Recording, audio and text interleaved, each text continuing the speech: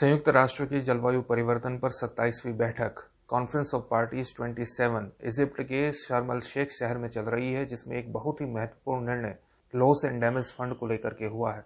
काफी समय से गरीब देश और वल्नरेबल देश जो जलवायु परिवर्तन के प्रति ज्यादा सुभेद्य हैं, वे इस फंड को बनाए जाने की बात कर रहे थे। लॉस एंड डैमेज उस कीमत को रिफ्लेक्ट करता है जो गरीब और ज्यादा वल्नरेबल देश जलवायु परिवर्तन के कारण ग्लोबल वार्मिंग और एक्सट्रीम वेदर कंडीशंस के कारण चुका रहे हैं।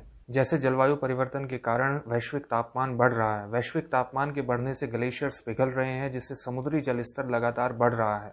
समुद्री जल स्तर के बढ़ने से कोस्टल क्षेत्र में रहने वाले लोगों के आवास स्थल नष्ट हो रहे हैं, और इसका सबसे प्राइम एग्जाम्पल है इंडोनेशिया की राजधानी जकार्ता। वर्ष 2019 में इंडोनेशिया के राष्ट्रपति ने जावा द्वीप में स्थित जकार्ता राजधानी को बदलने का निर्णय ले लिया और इसे अब बोर्नियो के कालीमंतान फॉरेस्ट एरिया में नुसंतरा के नाम से स्थापित किया जा रहा है। कई रिपोर्ट्स के मुताबिक जकार्ता का वर्ष 2050 तक पूरा अस्तित्व ही समाप्त हो जाएगा। जकार्ता की कुल जनसंख्या लगभग 1 करोड़ है, लेकिन ये दलदली भूमि पर स्थित होने के कारण वर्ष 2050 तक पूरी तरह से समुद्र में डूब जाएगी, और इसलिए वर्ष 2022 में इंडोनेशिया की पार्लियामेंट ने एक बिल पास करके नई राजधानी नुसंतरा के स्थापित किए जाने को हरी झंडी दे दी। ये निर्णय जलवायु परिवर्तन के कारण संभवतः दुनिया की सबसे प्रमुख निर्णयों में शामिल है। इसी तरह से 55 देशों का समूह जो जलवायु परिवर्तन के खतरों के प्रति अपने आप को ज्यादा वल्नरेबल मानता है, उसकी एक रिपोर्ट के अनुसार पिछले 2 दशकों में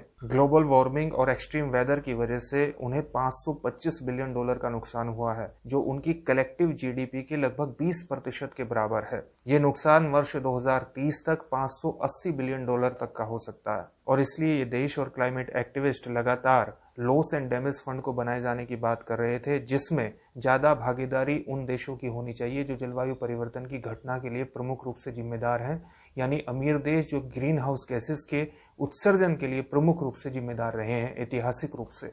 इसलिए शर्म अल शेख में होने वाला फैसला बहुत ही महत्वपूर्ण है, ऐतिहासिक है। हालांकि इससे संबंधित अभी कुछ चीजों पर निर्णय होना बाकी है, जैसे इस फंड को मैनेज कौन करेगा, साथ ही इस फंड में विकासशील देशों की क्या भागीदारी होगी, अर्थात उनका शेयर कितना होगा और वो शेयर कितना फेयर होगा। इन चीजों पर निर्णय लेने के लिए एक ट्रांजिशनल कमेटी स्थापित की गई है, जो वर्ष 2023 में अगले वर्ष जब COP28 की बैठक संयुक्त अरब अमीरात में होगी, उसमें अपनी रिकमेंडेशंस पेश करेगी, और पूरी संभावना है कि लॉस एंड डैमेज फंड को वहां पर फॉर्मली स्थापित कर दिया जाएगा। ये वीडियो अगर आपको इन्फॉर्मेटिव लगा है तो इसको शेयर जरूर कीजिए और इस चैनल को सब्सक्राइब कीजिए। बहुत बहुत धन्यवाद।